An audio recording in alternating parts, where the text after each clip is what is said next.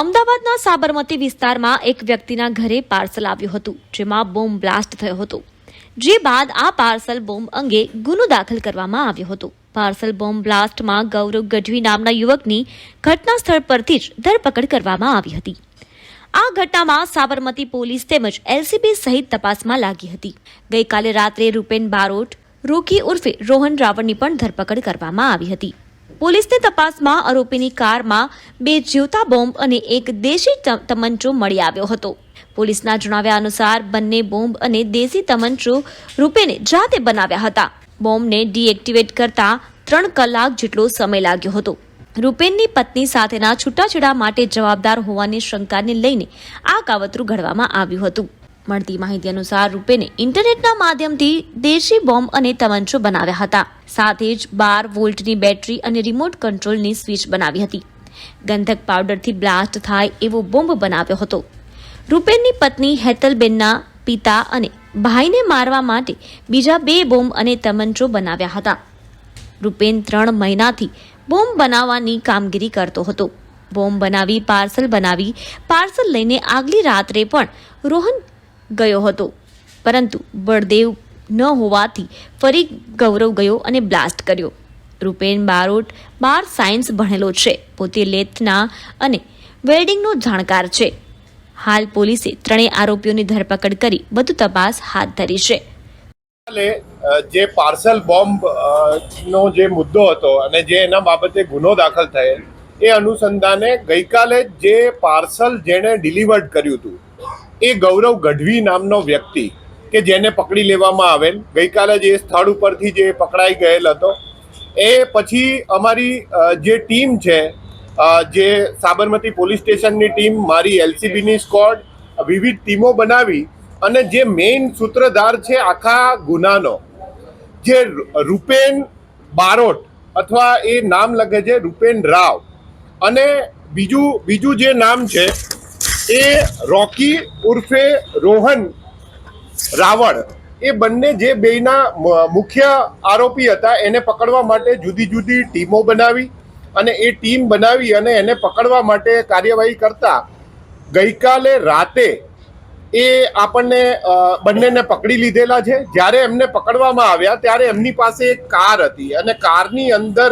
2 જીવતા બોમ્બ તથા એક એમની પાસેથી દેશી તમંચો, જે હાથ બનાવટનો, જે રીપેને જાતે બનાવેલો હતો. બંને બોમ્બ પણ જાતે બનાવેલા હતા. બોમ્બ બંને લાઈવ હતા અને એ બીડીડીએસ અને એફએસએલની ટીમની મદદથી 3 કલાક જેટલી મહેનત બાદ આ લાઈવ બોમ્બને અમે એને નિષ્ક્રિય કરેલ છે અને બંનેની ધરપકડ કરેલ છે.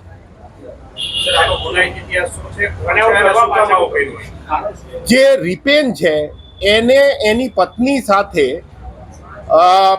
એનો ડિસ્પ્યુટ ચાલતો હતો. 23 માર્ચે એની પત્ની એનું ઘર છોડી અને એના પિયરે રહેવા જતી રહેલી. એ જે એની પત્ની ત્યાં ગયેલી, એની પાછળ જેના ઘરે બોમ્બ ફૂટેલો છે એ બળદેવભાઈ, કે જે પણ એક હાઈકોર્ટની અંદર વકીલોના ક્લાર્ક તરીકે કામ કરી રહ્યા છે, એમને આ એની પત્નીની ઉશ્કેરણી કરવા માટે તથા એનો પુરુષ તરીકે જે શંકાશીલ જે એની માઇન્ડસેટ હતો, એને કારણે એણે એવું નક્કી કરેલું કે હું આ બળદેવભાઈને મારીશ. અને એ બળદેવભાઈને મારવા માટે એણે પોતે ઇન્ટરનેટના માધ્યમથી ખૂબ જ સર્ચ કરીને બોમ્બ કેવી રીતના બનાવવો, દેશી બોમ્બ કેવી રીતના બનાવવો, તમંચા કેવી રીતના બનાવવા, એને માટે એણે ખૂબ રિસર્ચ કરેલું હતું ઇન્ટરનેટમાં. અને પછી એણે જાત બનાવટનો જે બોમ્બ બનાવેલો. બોમ્બ બનાવવા માટે એણે ગંધક પાવડર, ગન પાવડર અને એક સર્કિટનો યુઝ કરેલો. સર્કિટ 12 વોલ્ટની બેટરી અને એક સ્વિચ કે જે રિમોટથી ઓપરેટ થઈ શકે, જેને કારણે ઇગ્નિશન પેદા થાય અને એ ઇગ્નિશનનો ઉપયોગ કરી અને ગંધક પાવડરનો બ્લાસ્ટ કરે. આ એક પ્રકારનું મિકેનિઝમ એણે સેટ કરી પોટની અંદર એ બોમ્બને મૂકી અને પાર્સલ કરી અને એણે પેલા બળદેવભાઈના ઘરે ત્યાં, અને રોહન છે જેણે એ રિમોટ એના હાથમાં હોય અને એનો બ્લાસ્ટ કરેલ. આ આખી જે ઘટના છે એમાં રીપેનભાઈનું જે માઇન્ડસેટ છે એ ક્યાંક ને ક્યાંક એવું છે કે એનો મેલ ઈગો હર્ટ થયેલો હતો અને એને એવું ક્યાંક ફીલ થયેલું હતું કે આ લોકોએ મારો પારિવારિક જે ઘર છે એમાં ડિસ્ટર્બન્સ પેદા કર્યું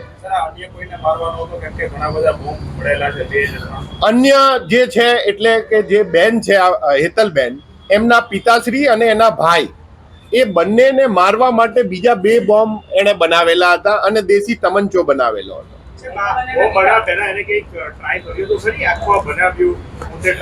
બોમ્બ બનાવતા પહેલા આ આખી પ્રોસેસ એને 4 થી 5 મહિના લીધા છે એને આ જે કામગીરી કરવા માટે. જ્યારે એના ઘરનું સર્ચ કરવામાં આવ્યું ત્યારે બોમ્બ બનાવવા માટે એટલે લેથના મશીનો, વેલ્ડિંગના મશીનો, નાના નાના કટર્સ, બ્લેડ્સ, એના ઘરેથી બહુ જ બધી સામગ્રી અમે પ્રેસ નોટમાં તમને જેટલી સામગ્રી રિકવર કરી છે એ બધાની ડિટેલિંગ અમે આપી છે.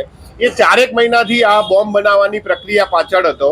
એણે રિમોટના ટેસ્ટિંગ કરેલા છે, બોમ્બના ટેસ્ટિંગ કરેલા નથી. તેમ છતાં અમારી પાસે આગળ અમે એના રિમાન્ડ માંગીશું ને જે અમને ઇન્વેસ્ટિગેશનમાં મળે ત્યારે અમે તમને પ્રોપર એ બાબતે પણ માહિતી આપી શકીશું.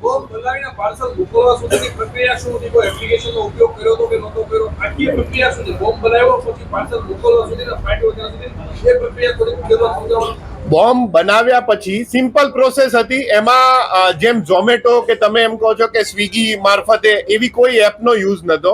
એણે માત્ર બોમ્બ બનાવી, એક પાર્સલ બનાવી અને એની આગલી રાતે, જે દિવસે બનાવ બન્યો એની આગલી રાતે પણ એ પાર્સલ લઈને એ જે બળદેવભાઈ છે એમના ઘરે ગયેલ અને ત્યાં પૂછેલ કે બળદેવભાઈ છે, પરંતુ રાતે બળદેવભાઈ ન હોવાને કારણે એ દિવસે એમણે એક્ઝિક્યુટ કરેલું નહીં. પછી બીજા દિવસે સવારે ફરી વખત એ જ પ્રોસેસ કરેલ અને એમના ઘરે જઈને એવી રીતના વાત કરેલ કે તમારા માટે પાર્સલ છે, પરંતુ બળદેવભાઈએ નકાર્યું કે પાર્સલ હતું નહીં, મેં કોઈ મંગાવેલું નથી, અને એવામાં જ આ બ્લાસ્ટ થયો.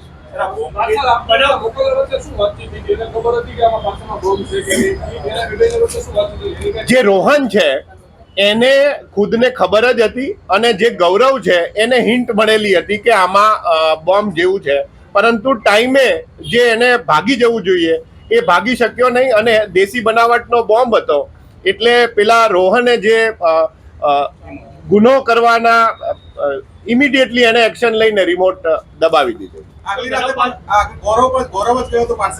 ના, આગલી રાતે ગૌરવ નતો ગયેલો, આગલી રાતે રોહન ગયેલો હતો. બનાવ બાદ એ આપણા જ વિસ્તારમાં ઘણી બધી જગ્યાઓએ ભાગ્યો છે, એટલે એ અમે ડિટેલ લઈ રહ્યા છીએ. આ પ્રશ્ન સ્વાભાવિક છે અને એમાં એવું હતું કે જે રિપેન છે એને એની પત્ની દ્વારા ઘણી વખત એવું કહેવામાં આવેલું હતું કે તું નાકારો છે, તું કંઈ કરી શકે એમ નથી. એ જે એનો મેલ ઈગો હતો એને સાબિત કરવું હતું કે હું કંઈક કરી શકું છું, હું જાતે બનાવી શકું છું ને એને દ્વારા તમને મારી શકું. સાહેબ, આરોપીને જે એની પત્નીના પિતા અને ભાઈની હત્યાનો પ્લાન હતો એ કઈ રીતે એક્ઝિક્યુટ કરવાનો હતો આ કર્યા પછી? સેમ વસ્તુ હતી, એને બોમ્બ બનાવેલા જ હતા અને બોમ્બ એને જ્યાં મોકો મળે ત્યાં એ ફેંકી દેવાનો અથવા ગમે ત્યાં બ્લાસ્ટ કરી દેવાનો. પ્રોપર પ્લાનિંગ એમને આ બળદેવભાઈના જ કામમાં કરેલું હતું કે જેમાં એને પાર્સલ જેવું મોકલ્યું. બાકીના જે 2 બોમ્બ હતા એમાં હજી એ ટાઈપનું પાર્સલનું ફોર્મેશન અથવા કેવી રીતના એક્ઝિક્યુટ કરવું એ બ્લેન્ક હતો એ બાબતે. અને એની પાસે અમને એક બેગની અંદર આ બંને બોમ્બ મળી આવેલા હતા.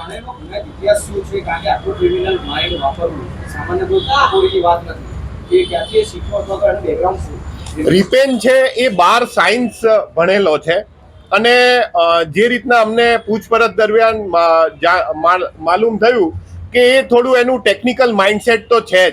એને પોતાને લેથના કામ, એને જે વેલ્ડિંગના કામ એ પોતે કરી શકે છે અને જે મારવા માટે એણે બોમ્બ બનાવવાની પ્રક્રિયા એ જે મેં વાત કરી એમ કે એનો મેલ ઈગો મેલ ડોમિનન્ટ હતો ને મેલ ઈગોને સેટિસ્ફાઈડ કરવા જેણે આ બોમ્બ બનાવ્યા. બંને પ્રોહીના આરોપીઓ છે અને જે રિકી છે એને રિક્ષા પલટી મારી ગઈ હતી એની 2 વર્ષ પહેલા, ત્યારે એની ઉપર એક ડ્રંક એન્ડ ડ્રાઈવનો કેસ એની ઉપર થયેલો. સાહેબ, આ ચારેયને એક ફોટો પણ ગઈકાલે જોવા મળ્યો હતો. વિક્રમ એમના પત્ની અને જે અજયભાઈ, તો એ લોકોના કેવા પારિવારિક સંબંધો હતા, કેટલા સમયથી છે સંબંધ હતા? એ પારિવારિક સંબંધો વિશે હું ડિટેલિંગ એના રિમાન્ડ મળ્યા પછી હું તમને કહી શકું. સોશિયલ મીડિયામાં યુટ્યુબમાંથી વોક બનાવતા અને ટ્રેક કરતા કઈ રીતે? એણે ઇન્ટરનેટના માધ્યમથી ગૂગલથી સર્ચ કર્યું છે, યુટ્યુબથી સર્ચ કર્યું છે, એના માધ્યમથી એ શીખ્યું. જે પછીના જે બે બોમ્બ છે, જે ગેલ્વેનાઇઝ બોમ્બ છે, પાઇપ બોમ્બ છે, એની તીવ્રતા ખાસી એવી ખરી કે જેને કારણે વાઇટલ પાર્ટ્સમાં જો એ બ્લાસ્ટ થાય તો એ માણસનું મૃત્યુ થઈ જ શકે. સાહેબ, બોમ્બ બનાવવા માટે ક્યાં ક્યાંથી શું શું લીધું હતું અને પૈસા ક્યાંથી આવ્યા? કેટલા રૂપિયા ખર્ચો કર્યો? આરોપી પકડ્યાને અમારી પાસે 3 કલાક થયા છે, એટલે ઘણી બધી વસ્તુઓ એવી છે કે જે હું રિમાન્ડ પછી જ કહી શકું. Bureau report, first Bharat news, Ahmedabad.